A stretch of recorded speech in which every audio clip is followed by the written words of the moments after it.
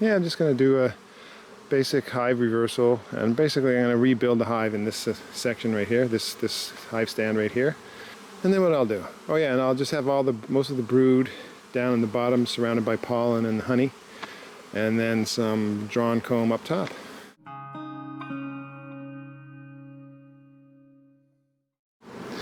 Alright, so I took the top box and I moved it over to the new hive stand. These bees are going to start getting disoriented real quick, so I'm just going to take a quick look at these frames. I already pulled out the first frame, and it's basically just some nectar. You can see how I'm using this hive tool. It's a really nice hive tool. Some call it a J hook, some call it an Italian hive style hive tool. But they've got some, this is all probably in the shadows.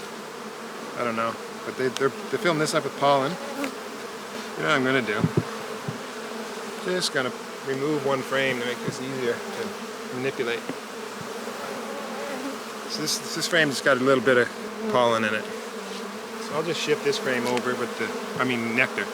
I'm going to shift this frame over, so the whole brood nest or whatever's here will be shifted over by one frame. Not a major disruption of the brood nest. This is a foundationless frame. You can see what I'm doing here. Yeah, this light is garbage. But this is foundationless frame with some drone brood, and there's fresh eggs laid in that today. So that's looking good. Don't mind that one bit. Got to give my smoker a puff just to make sure it doesn't go out. There are some tricks to keeping the smoker lit. That's another video. Yep, some nice cap brood, looking okay. Some hatched out too. My technique of lifting the frame with this J hook hive tool is working, or is in the camera. Oh yeah, lots of drone brood, so that's good. We need drones. Drones are usually a sign of a healthy hive. It means if they're making drones, then that means they've got extra resources, and they're getting there. So let's just take a look. But you can see right here we've got some, right here, this is all cap brood, and it's on the other side too. I don't know if that's coming through. It's not a big fat brood pattern. This is my first year doing all mediums, so this is my first time, just seeing how the queens lay in these mediums. But this queen is laying a lot of eggs. Like, this is the foundationless frame that I put in this hive, I don't know, maybe it's 2 weeks ago now, but that's completely filled in. That's all freshly drawn comb, nice and yellow, and it's packed with eggs. So so far that's 1, 2, 3, 4, 5 frames in the medium, the top medium, which is now the bottom medium, that are full of eggs. Oh yeah, more eggs, fresh eggs. Let's just see if we can get this on camera. Can you see that? Let's just stay away from the sun so we're not casting any shadows, and I'll see I'll crop in a bit, and you can see all those white grubby things. That's fresh eggs. Those ones are probably about 2 days old. When they're 3 days old, they really fill the cell. They get really fat. These ones aren't quite fat yet. Probably tomorrow. But if they're growing like that, that means they're starting to get the nutrition they need. And this is nothing but a heavy frame of honey. And this is probably honey too. And I'm going to remove some of this honey. Yeah, that's a lot of honey. That's a ton of honey. So I'm going to remove a frame of honey, put it on the side of the hive, and I'm going to quickly run down and get a foundationless frame. Give the queen more room to lay. So there's a foundationless frame. Old comb, but that's fine. They'll clean it up. It's got some moldy pollen inside it. Not a big deal. And this is a big heavy frame of honey I got here. And I'm just going to keep that aside. I'll put that in another hive that needs honey. Or I might just eat it. And I'm pretty sure this camera battery is going to die. We're not going to make it all the way to the end, but let's see. I don't think the queen is in this box. These bees are totally disoriented because I'm standing in their flight path. That's sort of how it is with this hive. Because I'm right on the hill. There we go. So this is the medium super, and this is the bottom one. Now there's a fair number of bees in that bottom one, so I don't know if the queen's in that or what. But we're gonna find out. Anyway, we'll check it out later. All right, I'm finding eggs all in this thing. I've gone through 1, 2, 3, 4, 5 frames so far, and 4 of them are nothing but brood. So that's a good sign. Cap brood, open brood. I wouldn't say solid cap brood, but I mean, or not a solid pattern, but there's not a single cell that doesn't have either cap brood or, okay, here we go. This is full of pollen and honey. This is the medium, the middle box, and the middle box has got most of the cap brood. A lot of pollen there, so I'm just gonna put that frame aside for now. I haven't spotted the queen yet, and I can't remember if she's marked. I think she is. I think she might have a white mark on her, but I don't remember. You can see here there's lots of, those are 2 frames of solid honey, and I think those are 2 more frames of solid honey in the middle box. So they weren't low on honey. So I've got my, I really like that. It gives me a lot more sense of how much feed I need to give them in the winter, which I don't think is much. I think I can get by without feeding next year. So I will put the honey on the side, and I'm going to go get another foundationless frame to stick in there. It's an old foundationless frame, or no, it's an old frame of drawn comb. Actually, yeah. So it's a bit moldy, but again, they'll clean that up. Now I got more bees down here, so this is, I don't know. I think I thought I'd reduce them down to to 2 mediums, but by the looks of it, I think they just don't have enough room. So I'm gonna just give them that 3rd box and put that on top and call it done. All right, so it's not looking too bad. I found a lot of brood. I found, I don't know, 5 or 6 frames down here, 5 or 6 frames down here, and a little bit here. But a lot of good cap brood right in the middle of the hive, which is really cool to see. And plenty of honey left over. I've even got a frame of honey left over that I'm just gonna shake those bees off it and put it aside. And there's 1 frame in there that they weren't building on very well. So it's probably some plastic foundation that didn't have much wax on it, so they just didn't really work on it. But anyway, looking okay overall. Oh crap! This used to be the top entrance. Oh, I should have done. And now they're all trying to get into it. Ah, crap! That's gonna totally messed up. Okay. Look at that. See that? They're trying. This white V was right where the top entrance used to be, and they're all queued into that, and they're all trying to get into it. Oops. Anyway, they're looking pretty good. Lots of space for the queen to lay, but not a ton of space, but enough. But she's laying well, and there's a lot of cap brood. A month from now, this colony should be busting loose. And look at all these foragers confused as hell. So let's put them all back together. All right, well this is what it looks like now. It actually worked out okay. The only goofy thing that I did was I had a standard inner cover here with a notched entrance, and underneath that notched entrance I had a white V painted there so that the bees would have something to queue in on, and they definitely queued in on it, because when I reversed the hive and moved that super down here with the notched white V here, or with the white V painted on there, God, that was a bee right in my mouth. First time I've ever spit a bee out of my mouth. Anyhow, yeah, the white V was right there, and they were all huddled around this. So I put some electrical tape over the V just to, remove that cue for them. So they're a little bit disoriented. See, right now they're all flying in over here, where the hive used to be, and I'm going to remove that bottom board in a second. And so they're just slightly disoriented. But again, half an hour from now they'll be back to normal. So What did I find? Yeah, so I found some good stuff. So this was the top deep, and I found 6 or 7 frames of capped and open brood, and some drone brood. Same thing here, 6 or 7 frames. This one had I think 3 solid frames of honey on one side of it, but most of it was either pollen or just capped and open brood. So that's really good.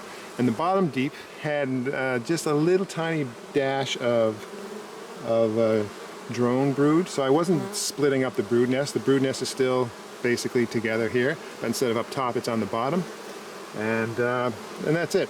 I kind of don't really have to do that, you know. Like the bees were naturally working their way down.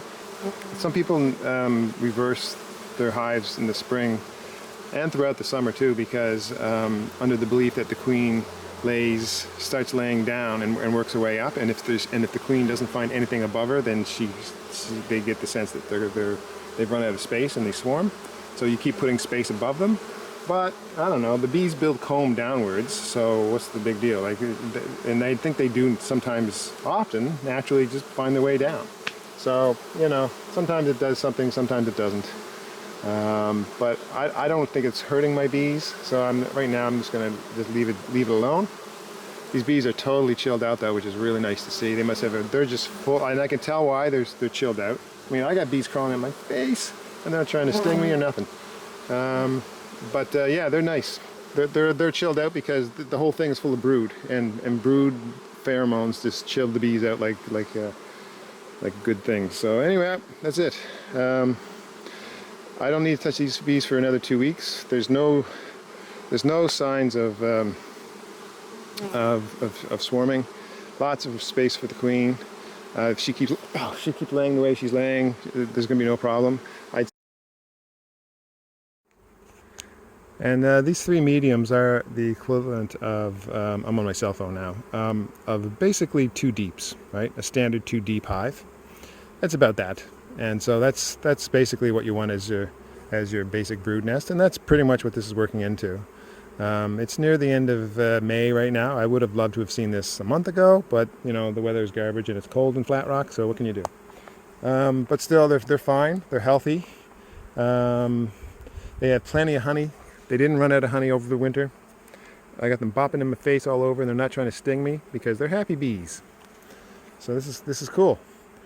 Last year too, as these bees continued to work this hive throughout the summer, they stopped using the front entrance and they started using these side entrances that I have, these holes in the sides, which I would actually kind of like, because if they were flying in from the side, I could stand right here on the hill and just pop the hive open, and I get in their flight path. But anyhow, so this is it. I don't know what to say. They're in pretty good shape. I like it. Not spectacular. Like, they're not busting loose. They're not. I don't need to do it. I can't make any splits or anything like that. And they're not. But there's no swarm issues or anything like that. But for unambitious beekeepers who just want to enjoy their bees and get a little honey, I think I'm onto something. Oh yeah, and that smoker's still going. Let's just take a look at that smoker. So let's see how this smoker's looking. So it's still smoking. And I didn't puff it up the whole time. There it is. Let's see. It's mostly, oh yeah, it's mostly empty here. Let's just see. Yeah.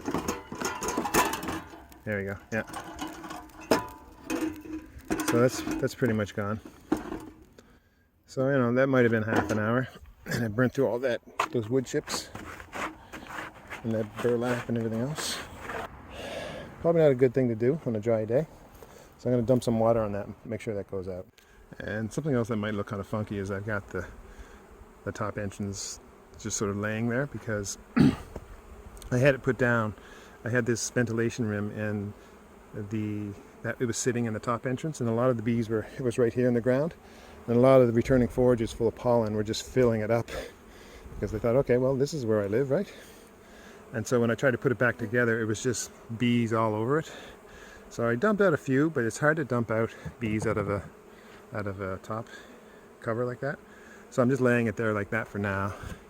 And you can see right now most of them have already, you know, exited and found their way home. And there's still a few down there, a few stragglers. Just sort of wondering, what's going on now? But again, Nothing is going on over here. You can see this is the old bottom entrance, and a lot of this is just dust from opening the honeycomb. It just falls to the ground, and some of this is pollen patty that they didn't eat. So no big deal, and we're just going to dump that out. So my conclusions about this colony is it's in pretty good shape, and I did well for them, keeping them alive going into the winter. They had a ton of honey, like all of my hives, which is my main goal these days, so I don't have to feed. I gave them some feed over the winter, but they didn't take any of it. So that's great. I've got a handle on that, and so again, this is another argument for switching to springtime harvesting. I probably wouldn't have gotten a huge harvest out of this hive, but had I not harvested from them last year, I would have actually, I probably would have got some pretty good, a lot of honey. So anyway, so I know now. I think I've got it down where I can get my bees through the winter without really having to top them up with syrup, which is nice. Next time I do this, next time I draw a little homing marker on the hive for them, I'll make sure there's actually, it's either right next to a hole or something, right? Because now they're having to reorient and get their homing cues off of the new configuration. And if I just had this V here and just up here somehow, they'd already be right back to it, no problem. They'd be instantly oriented to it. So anyway, that's something to think about. You can see with this hive too. That's why I've got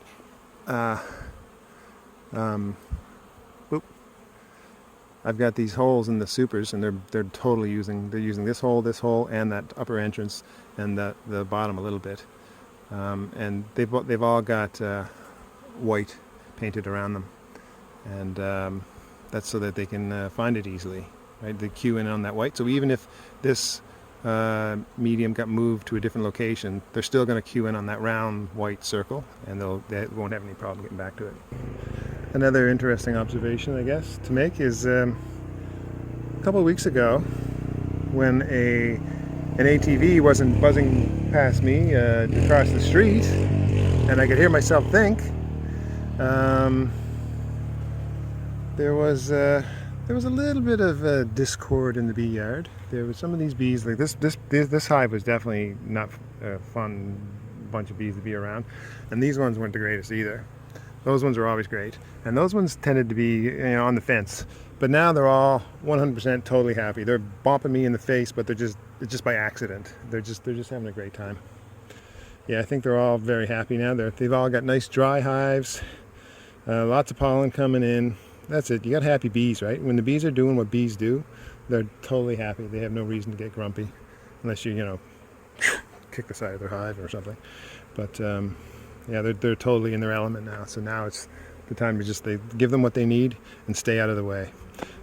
So all of these bees, like I had a bee fly in my mouth today, and I had to spit it out. And the bees in my ears and my hair all over, and none of them were getting defensive. They're just landing on me, right? Like this little guy. Oop, oh, gone. Anyhow, yeah. So there's definitely learning how to read the bees and knowing when they're going to be happy to see you and not happy to see you. Oh, there's a guy here this guy got squished. No, this guy didn't squish. Look, he's just trying to get through the crack. Oh, there's imperfections in my honey supers, and this little bee is just, I didn't do that. He's just trying to do it himself. Let's see if he gets out. He found a way. He's trying to get in, actually. Now he realized, it's too, anyway, he'll find a way out. I'll leave him alone. Yeah, hold on. Can I help him out? Hold on a second. See, they can smell the queen and through that crack, right? And so that's all it is that's attracting them. So let's just see if I can prop it open. Get in there, guys. Get in. Come on, go. Get in. Get in. Hey, get in. There you go. And I'm going to drop it. Hopefully I don't drop it on a squished bee. There we go. Anyhow, so they'll fill that up with propolis and howdy-doody time.